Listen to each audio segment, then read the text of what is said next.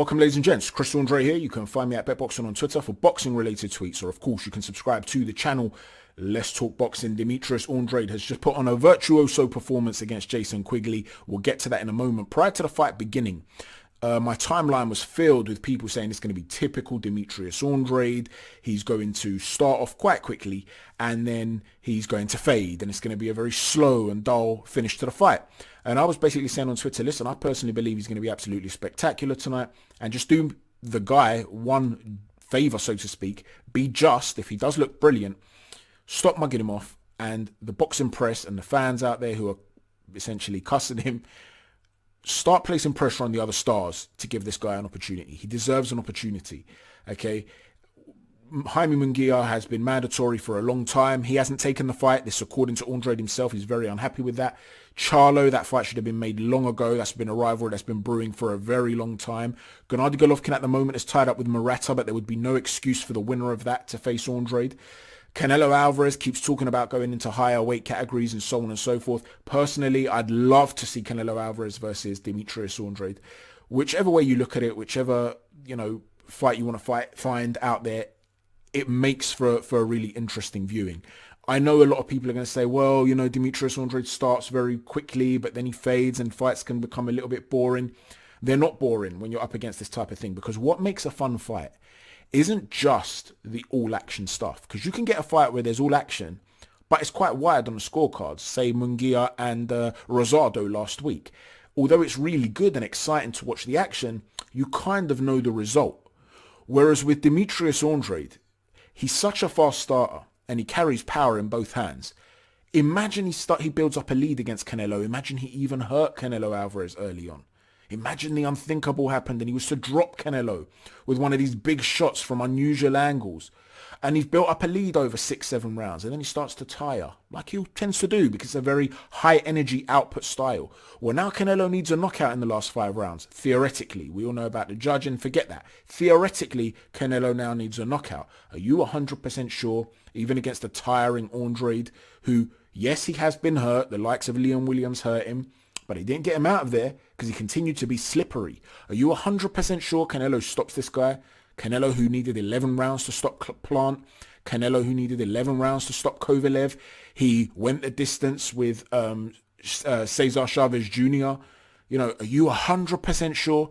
That uncertainty makes it interesting.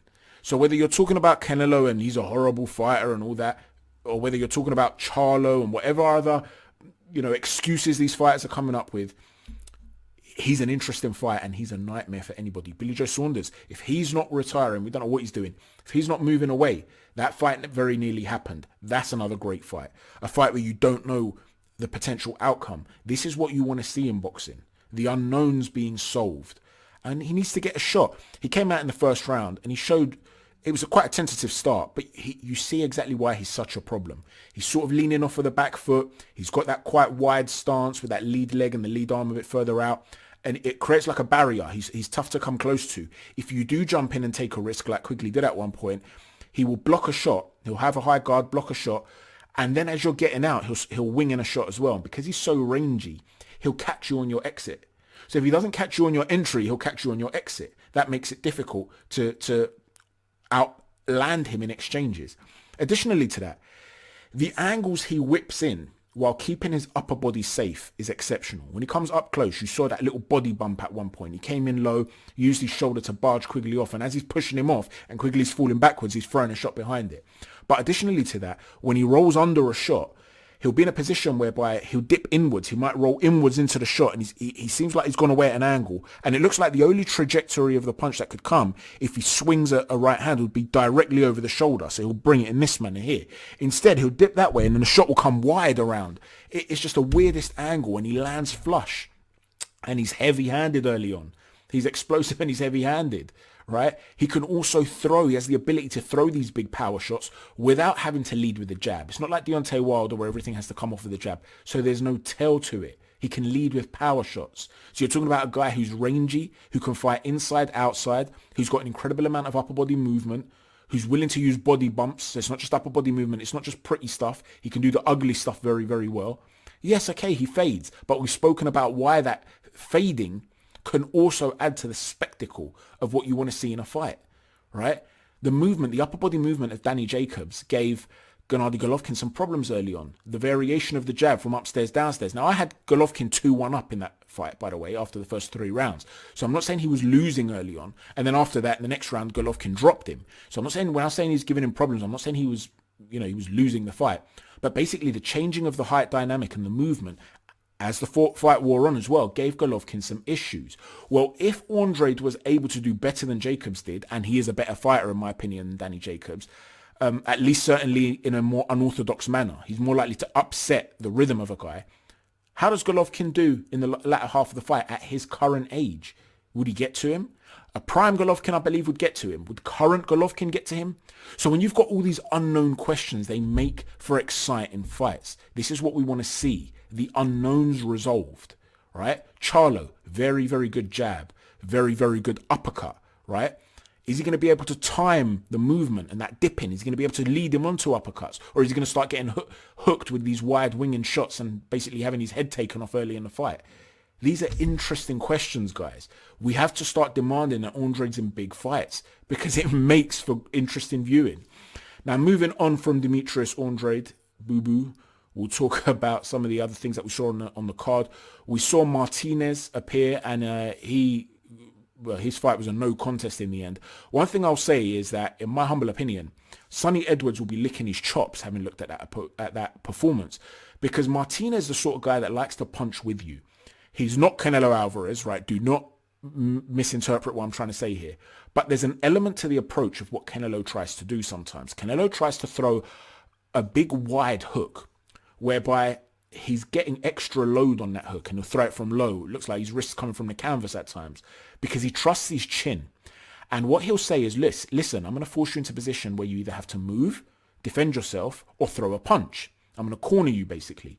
When you throw that shot, I'm going to throw with you. Even if you throw 2 quick snapping shots, because I have faith in my chin and my upper body movement, I'm going to land 1, you're going to land 1, maybe you'll land 2. As the fight wears on, what I'm landing is going to be more destructive than what you're landing. This is the approach that Lara used against Josh Warrington as well. It's this idea that if I load up with big shots and I punch at the same time as you, then I can land a shot. Now, Sonny Edwards is a fantastic fencer. He'll look to touch and get out and things like that. He will be waiting for Edwards to make the moves first and trying to punch with him. He's not going to want to chase him and start throwing shots running after him, because he'll never get to him.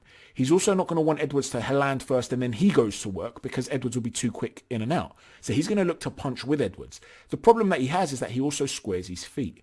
And Edwards is such a good mover that he's going to be able to keep him rotating. Now, there's going to be some point where Martinez is going to land. Of course, this is boxing, right? If Edwards is able to maintain that movement and he's able to show a chin, and I do believe he has that, right? He has that toughness. If he can take that in those scary spurts, I believe he's going to do some pretty incredible things in that fight. I believe at points, I don't think it will be quite as dominant, because I do think Martinez will have some spells of success, maybe some scary moments for Sonny Edwards. But at points, I believe it could end up looking like Billy Joe Saunders against David Lemieux, right? And bear in mind, Sonny Edwards would be the underdog in that fight. So, I'm taking a risk by putting this prediction out there, but I believe Sonny Edwards would look very, very good against Martinez. We'll see how it goes. Let me know what you think about these particular fights that you saw tonight and where you want to see these guys go in the future. Thanks for watching, everybody. Chat to you soon. Take care. God bless.